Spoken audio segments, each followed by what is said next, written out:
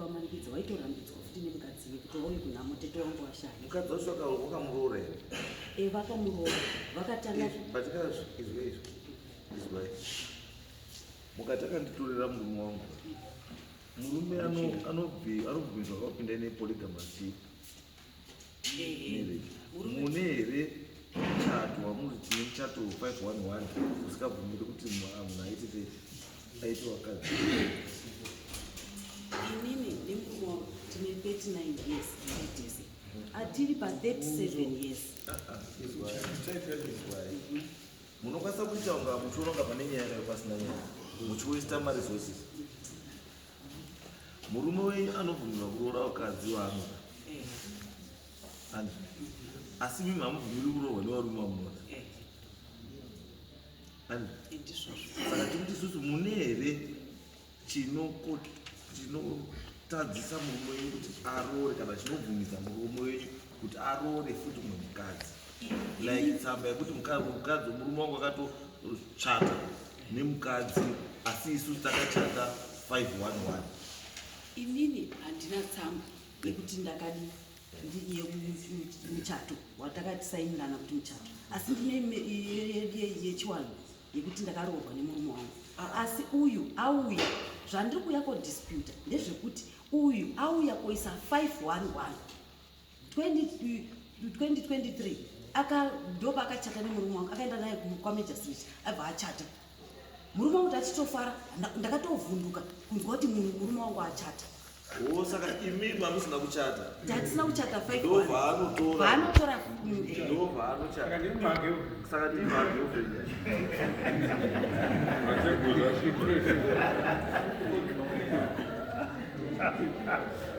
Right. So what it means ichi kana chatodaro chabuda kuti manje muchitedze gwara not iri customer, because already kana patone 511 is no longer customer. Saka chaapo manje maona kuti muchitsvaga igweta rinopinda nenyaya yemuchii mudare zvichione kuti murume wenyu akazonopinda mu511 nemumwe mukadzi sei asina kukurambai and imi makazopinda mukastomary marriage nemurumenyita iye uchikutaura mareasons because pamwe pacho murume anokwanisa kusvika kutaura kuti manga musiri mese kana makarambana maamuchiri kugara nemurume tatinogara tese. Akatobuda mumba achitoenda kunochata kwahondo nemukadzi iyeye, ndikatozomutsvaka ekatodzoka. Handina kutomboziva, ndakatozozviziva pane 2 weeks ndatozonyeurirwa nomwe akandiudza, then ndanyeurirwa paya ndikagara naye 2 weeks ndichizviziva, tichitofara tichiita zvese as usual. Then paakazonga mari yawachata paya wakaspenda mari yakauya wakaspenda, akatora mari yangu yandakarima, ndiri murime commercial farmer. Akati baba wakati hanzi isusu gore rinoda kugafurirana nepakati. Ndikati baba muda kuitei project yamuda kuita, kwanza ada kuenda kuisa chibhorani. Ndikati mari iyi baba kuti tidzoke mumunda gore rapera pamberi kwakusina kunyatsoita zvakanaka kuti tidzokere mumunda, regai timboti tispine. Dai mati tispine ndakazoona murume angu angozvimbisa mamumbe but ndiona it's not normal. Vandazoona kuti kutsamwa pamwe ada kuti hake chibhorani ichocho, regai ndingomupa. Vandamupa mari iyoyo handina kuziva kuti chibhorani, ndazomubvunza kuti mari yapa akaichengeta kupi baba, kukanzi abva waramba ukamunyara. Baba mari iye makazoiita sei? Dai pari zvino maispina taita kuti iwande, kana chibhorani mozochera yawanda. Havana kupindura.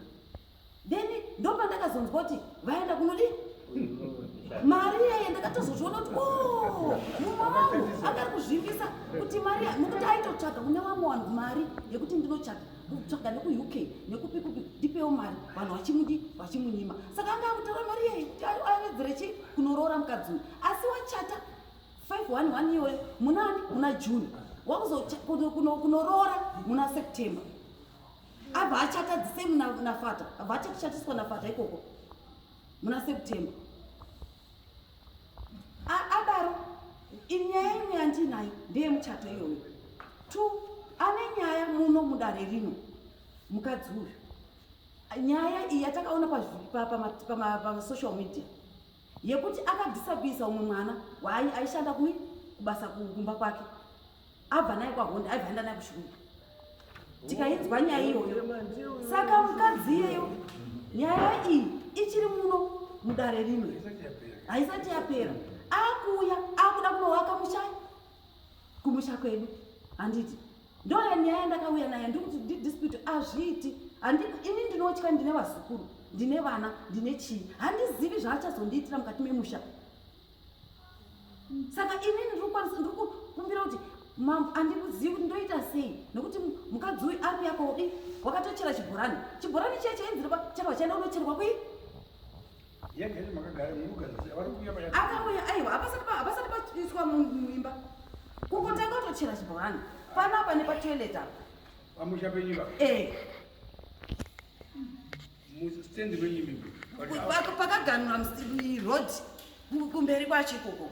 Saka anogona kuzviita kana muarea hatizive, nekuti haisati yadi yapera mudare muno kuti tizive kuti munhu yakamira sei. Kana ini ndinotya, ndine vazukuru, handiti vanogona kuti anything chinozongoitika takainzwa nyaya iyoyi. makona mutarisika yakaemera papi nyaya yemukadzi isusu patakapedzisira kuiona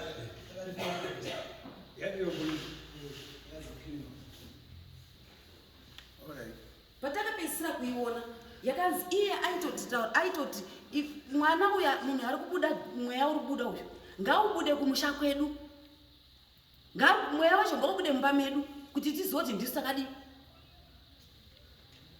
Saka pakadaro haungagutsikani, pakadaro haungagari nemunhu iye uchiziva kuti ane chii.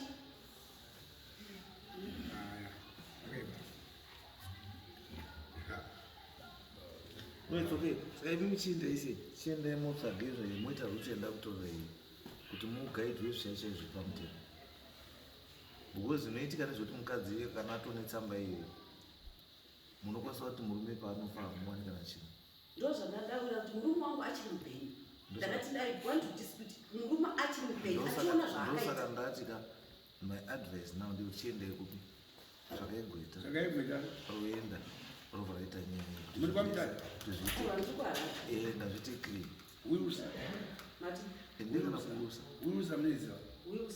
women in law for the nephew. Ndakamboenda, ndakatomboofamba ndikatomboenda kunzvimbo idzodzo. Vakatoti ende munogara pasi, munoita basa renyu, musiyane nazvo izvozvo.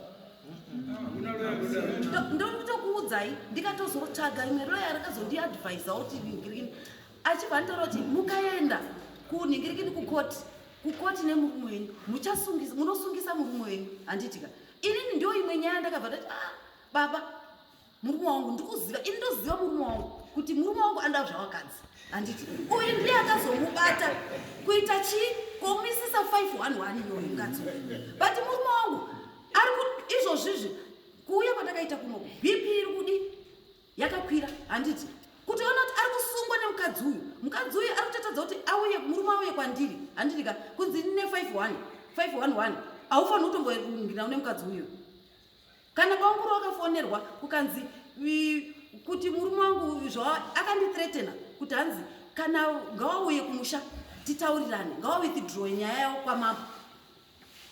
Kana wawithdraw tawataya kumusha totaura nyaya iyoyo, then kana asina pakuwithdraw ini ndakuenda kucivil court nokuti muchato wangu uyu haudi wakadzi wairi. Saka iye ari kuti ini nandiuye pano nokuti ndiri nyaya yangu inotongwa kui ini ndine kuona kuti mari dzacho handina dzekuti ndiende kwamejasi. Saka ndandauya kuna mambo kuti mambo wandinzwa nyaya yangu, wandibatsira kuti ndodii. Tiri tese tiri papanzapa, asi kuti ndikuti ari kurambidzwa watori pano, asi kuti ndiri kuda kuudzai kuti chokwadi ndechekuti murume wangu akutokwira BP.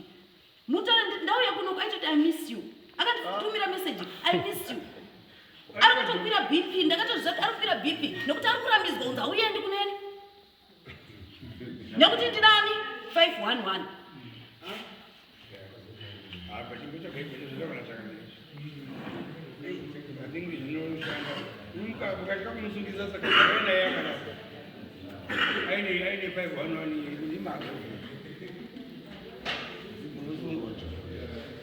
But I think in terms of properties, what is that?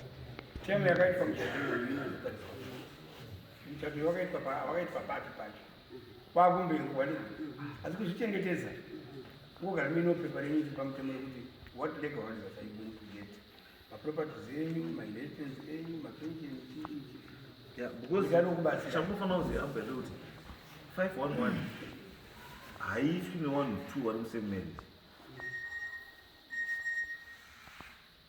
Angamukona pane nyaya izvo 1 ndiye anobvumiswa anozotongoita futi after umwe anayo yamhosva murume ndiye akusunga. Ini ndakatomboita maresearch wacho wakanditi isi nullified makanzwa iri nullified nengekini iyoyo kana atouya muri customary marriage iri nullified but uyu chandirikurira ndechekuti ari kusimbisa achiti murume haachafanira kuya kuyi murume ari wana vazukuru ndine vazukuru ndine vana nengekini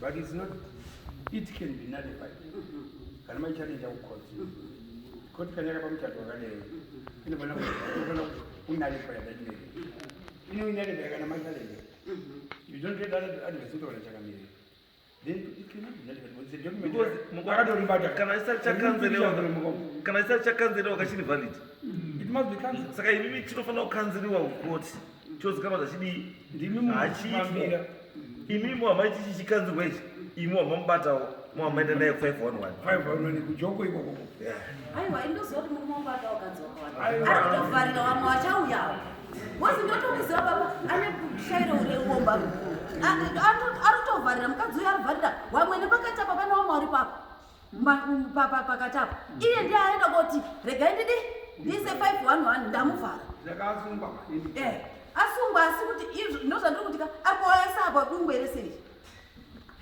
imimi ndiende ende munoti chinhu chikazi chichalenje munhu amakachatisa legally married to me tongoti kwetasa chichiyaudhiyo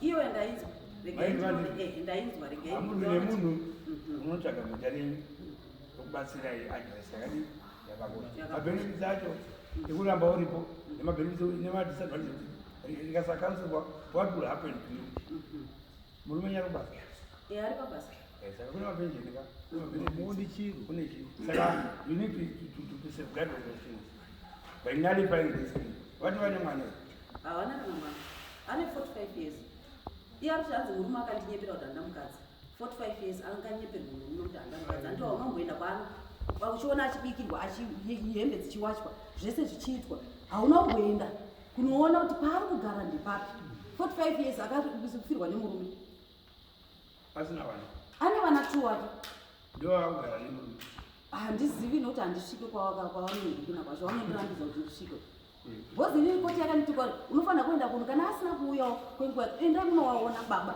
nevazukuru saka iye vanondirambidza aiwa pane vanhu vandakabvunza maadvice wemapoti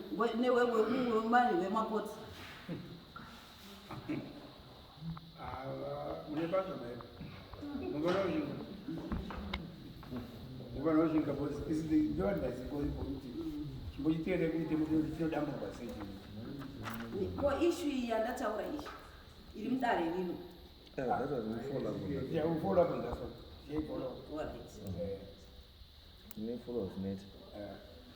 okay, alright. Indai tinokunotify asi indai isusu titaurirai kana maendaiwo motaura kuti lawyer kana zviri kunetsa maloya saka munoenda kuno maloya anobatsira legal aid right vanokutaurirai kubatsirai zvinhu chaizvo chaizvo which is important chekuti toti mugare makasafeguarda zvinhu zvenyu kuitira kuti indivhendi kuti murume weapo paneba akatombotanga 2 months wanhirikina vese vagara vese vanditori nezvikereti zvemuchato akatomhanya kochera foundation stand yangu zita iyo haisi yemanhirikino ndeyemasabhuku iyo kukwana ziko ndokwangatomhanya kutodi kutowakasenga ndizoti akangoisa zita rake ipo pamanyura pavakadzoka zvavakaita changamiri pavakabuda pekutanga murume wangu akatochema achibuda achienda mukadzi iye wabva wagara ndikini 2 months murume wangu abva anzwa nyaya yemukadzi uyu iyoyi nyaya iyi zvakaitika zvese vaainzwa achibva atiza mukadzi uyu akamutiza ave ne2 months achibva adzokera ndonzwaandarati ndatiza Sabda kubatsira. Murume uyu akatiza mukadzi asi haana kutiza 511. ndo zvakaita haana kutiza 511 Atiza hake mukadzi kushanya yebuda pasocial media but achingori naye because 511 mukadzi ana mukadzi anokwanisa kuenda kugara kana kuZambia ka paanongozwa kuti wafa obva auya nokuti izvozvo zvakatorisa 511 aitoda kuenda kuuk kuri konzi tida kudi ndakuita zvekuuk zviri kudiwa kuti muchato saka tingatingochate ndo nyaya iri kuitika vanhu vese vari kuchatisa varume vaisati vari agara aona kuti ningirikini abva ati aona kuti vadi haachadi zvekuenda kuuk kwe wane basa wasikana tichazwa karike kuchepero kudozi mambo ndibatsirewo please mambo we are not in love asi chinondibatsirai ndinoda kuti mungoti ndiri mukadzi wenyu izvi ndekuzungaira achitatokupanao akutokurema maintenance inoyambia endai moita izvozvo mubatsirike safeguardai zvinhu zvenyu tokubatsirai pamajomba munotitaurira tokubatsirai saka anoziva kuti muri munomu hanzi mapinda unodi muno mati mapinda unodi baba ruziva ungorutoti handisikuda kuya kuno ndandizva uri panze muri munomu takuziva kuti mune nyaya waruziva kuti mune nyaya watiza kubuda pasocial media oredi madende ndopakanaka right on the next